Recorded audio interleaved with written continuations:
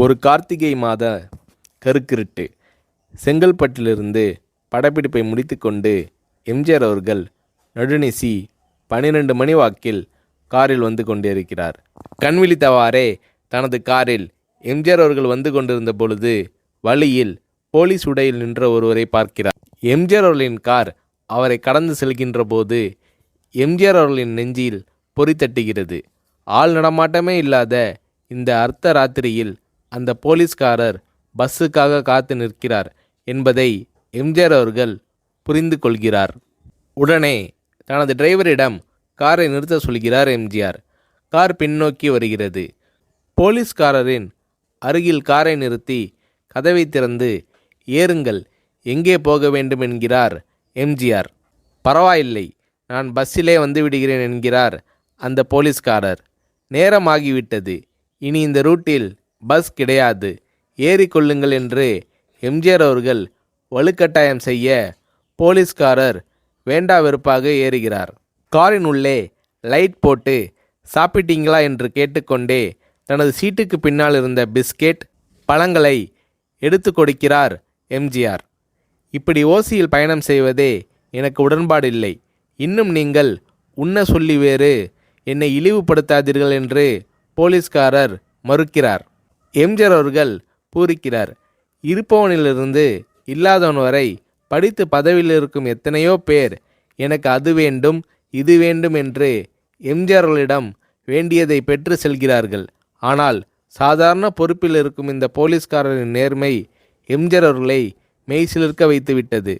எம்ஜிஆர் அவர்களின் கார் கத தூரத்தில் வந்து கொண்டிருந்தாலும் காரின் நிறத்தையும் ஒளியையும் மனம் கமலும் ஓடிக்கான் வாசனையையும் வைத்து இது எம்ஜிஆர் அவர்களின் கார் என்றும் கார் சென்ற தடத்தை தொட்டு வணங்குகின்ற அளவுக்கு புகழுடன் திகழ்ந்த நேரம் அது. அரை மணி நேரம் கார் சென்று கொண்டிருக்கிறது. ஆனால் அதுவரை எம்ஜிஆர் அவர்களை பற்றி பெரிதாக போற்றி புகழ்ந்து பேசாமல் அந்த போலீஸ்காரர் வந்ததே புரட்சித் தலைவர் எம்ஜிஆர் அவர்களுக்கு அந்த போலீஸ்காரர் மீது மரியாதையை கூடுதலாக்கியது. நான் தான் எம்ஜிஆர் என்கிறார் எம்ஜிஆர். கேள்விப்பட்டிருக்கிறேன் என்கிறார் அந்த போலீஸ்காரர். பொன்மனச்செம்மல் எம்ஜிஆர் அவர்களின் முகத்தில் கோபம் இல்லை, பதிலுக்கு பொன்முறுவல் மலர்கிறது. என் படங்களை பார்த்து இருக்கிறீர்களா என்று கேட்கிறார் எம்ஜிஆர். நான் சினிமாவே பார்ப்பதில்லை என்கிறார் அந்த போலீஸ்காரர். புரட்சித் தலைவர் எம்ஜிஆர் அவர்கள் இன்னும் பிரமிக்கிறார். இப்போது கார் சத்தத்தை தவிர ஒரே நிசப்தம். போலீஸ்காரர் தனது வீட்டிற்கு 1/2 கிலோமீட்டர் தூரத்திற்கு முன்பே காரை நிறுத்த சொல்லி இங்கேயே இறங்கிக் கொள்கிறேன் என்கிறார். ஏன், நீங்கள் குறிப்பிட்ட அந்த விலாசம் இன்னும் 1/2 கிலோமீட்டர் தூரம் இருக்கிறதே என்கிறார் எம்ஜிஆர். சாதாரண போலீஸ் உத்தியோகத்தில் இருக்கும் நான் காரில் வந்து இறங்கினால் என் வீட்டிற்கு அருகில் உள்ளவர்கள் என்னை தவறாக நினைத்து கொள்வார்கள். இதுவரை இப்படி நான் யார் காரிலும் ஓசியில் வந்து பழக்கமில்லை. நீங்கள் இவ்வளவு தூரம் செய்த உதவிக்கு நன்றி என்கிறார் அந்த போலீஸ்காரர். புரட்சித் தலைவர் எம்ஜிஆர் அவர்கள் அதற்கு மேல் எதுவும் பேசவில்லை. அவர் எந்த போலீஸ் ஸ்டேஷனில் பணிபுரிகிறார் என்பதை மட்டும் கேட்டு தெரிந்து கொண்டு கிளம்புகிறார்.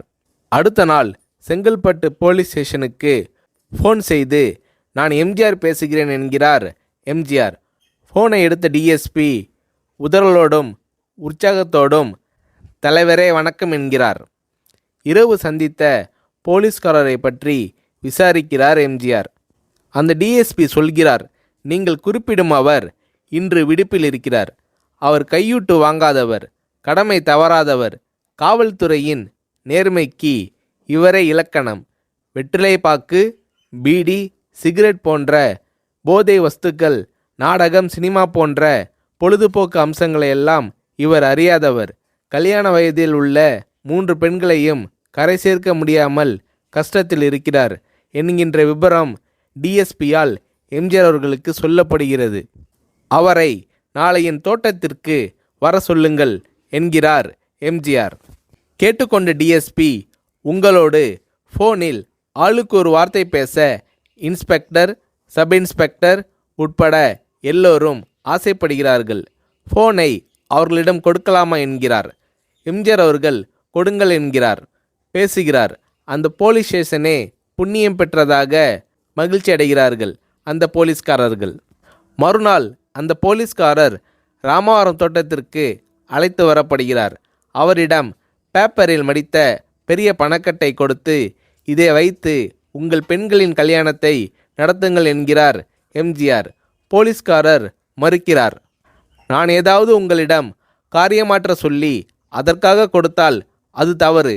என்னால் ஆக வேண்டியது உங்களுக்கும், உங்களால் ஆக வேண்டியது எனக்கும் எதுவும் இல்லை.